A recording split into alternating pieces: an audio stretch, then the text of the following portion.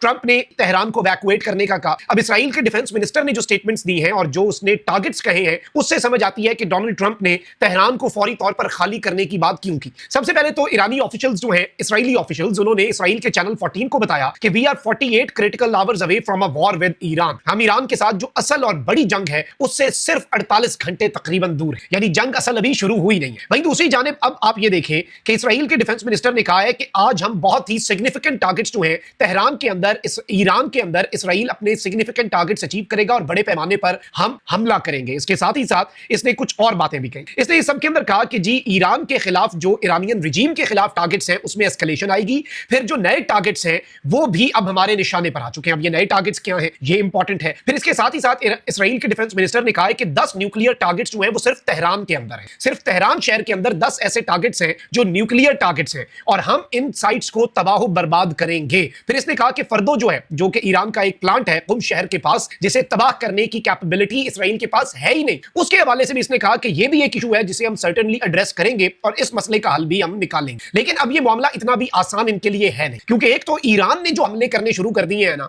उसने इसराइल की बुनियादें हिलाकर रख दी हैं, उसने इसराइल के सिस्टम, इसराइल की दिफाई सलाहियत और इसराइल के साथ पूरे के पूरे वेस्ट की दिफाई सलाहियत। देखें, हमलों के अंदर मान लेते हैं कि अमेरिका और बरतानिया और फ्रांस की बात, हम मान लेते हैं कि हमलों के अंदर इसराइल अकेला है, लेकिन वो ये तो मानते हैं ना कि जी दिफा जो है इसराइल का, उसमें अमेरिका और सारे मुल्क जो है वो इसराइल के साथ खड़े हैं और इसराइल के खिलाफ जो ईरानियन स्ट्राइक्स है उन्हें नाकाम बना रहे हैं। तो भाई एक चीज तो माने कि इसराइल के अंदर जो ईरान के मिसाइल्स इंपैक्ट डाल रहे हैं, इससे एक चीज बहुत वाज़ेह हो जाती है कि ईरान अपने टारगेट्स भी अचीव कर रहा है और पूरे का पूरा वेस्ट मिलकर भी इसराइल को नाकाबिले तस्खीर नहीं बना पा रहा। अब यहां पर जो इंपॉर्टेंट चीज है वो अमेरिका के हवाले से, क्योंकि डोनाल्ड ट्रंप अब इशारे इस तरह के दे रहा है कि नहीं जी अब मुज़ाकरात नहीं होंगे, अब डील नहीं होगी, अब कुछ और बहुत बड़ा होगा। यानी वो जिस तरह के इशारे दे रहा है वो खतरनाक है। और जो डिफेंस मिनिस्टर ने भी अब स्टेटमेंट दे दी, सुप्रीम लीडर के हवाले से ये जो बयानात दाग रहे हैं, ये सब कुछ बिला वजह नहीं है, ये बेखुदी जो है ये बेसबब नहीं है। इससे बहुत सीरियसली इस थ्रेट को लेना होगा और ईरान इस वक्त तैयार भी है। बाय द वे, इस वक्त मैं आपको ये बता दूं कि यूएस एयरफोर्स के F-22s और F-35s जो हैं वो इस वक्त मिडिल ईस्ट की तरफ रवाना है और अमेरिका जो है वो इस रीजन के अंदर अपनी प्रेजेंस बढ़ाता जा रहा है।